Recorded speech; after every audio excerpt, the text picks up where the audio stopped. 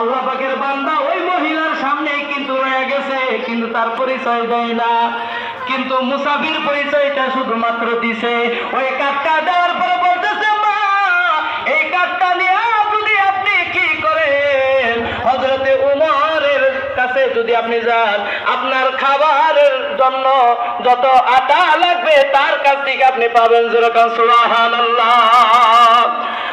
এইরকম ভাবে কিছুদিন যাওয়ার পরে যখন তার বাড়ির খাবার শেষ হয়ে গেছে, ওই কাঠটা নিয়ে আল্লাহ পাকের বান্দি কি করছে, যখন হযরতে উমরের খুঁজে যখন বের হয়ে গেছে, যাকে কাঠটা দেখায় সবাই বলে আপনি আর কিছু দূর যান, হযরতে উমরের সেখানে পাবেন।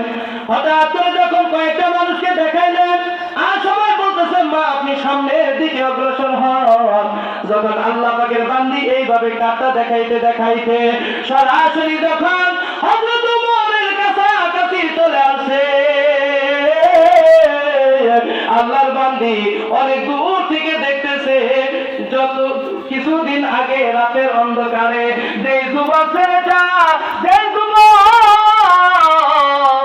সে নিজে আটা দিয়ে সে নিজে রুটি বানাই আমার বাচ্চা মেয়ে দুইটাকে খাওয়াইছে, আগুন পারে বসিয়া তার চেহারা মলিন হয়ে গেছে, সেই ব্যক্তিকেই দেখা যায় সেখানে বসা আছে। সুবহানাল্লাহ। আল্লাহর বান্দি ডাক ডাকে, বাবা আমি আপনার কাছে এসেছি।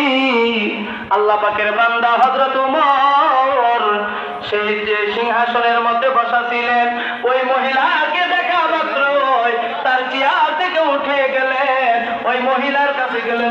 সুবহানাল্লাহ। আপনি আমার স্ত্রী আসতে পারছেন, আপনার কোনো অসুবিধা হয় নাই?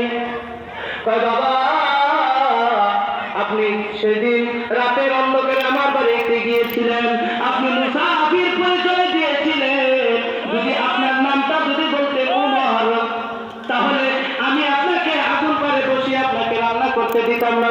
সুবহানাল্লাহ। কিন্তু আমরা তোমার ডাক দেখলাম না গো,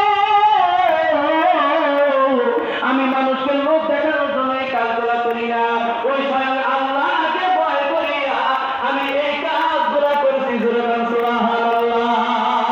সত্যের তেরোশের প্রেসিডেন্ট হইয়া দেখেন কতটুকু আল্লাহ পাকের ভয় তার ভিতরে।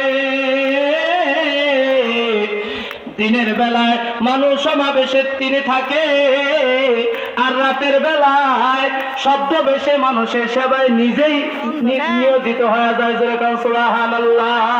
একটু জিকির করি লা ইলাহা, আরো জোরে লা ইলাহা ইল্লাল্লাহ, লা ইলাহা, যার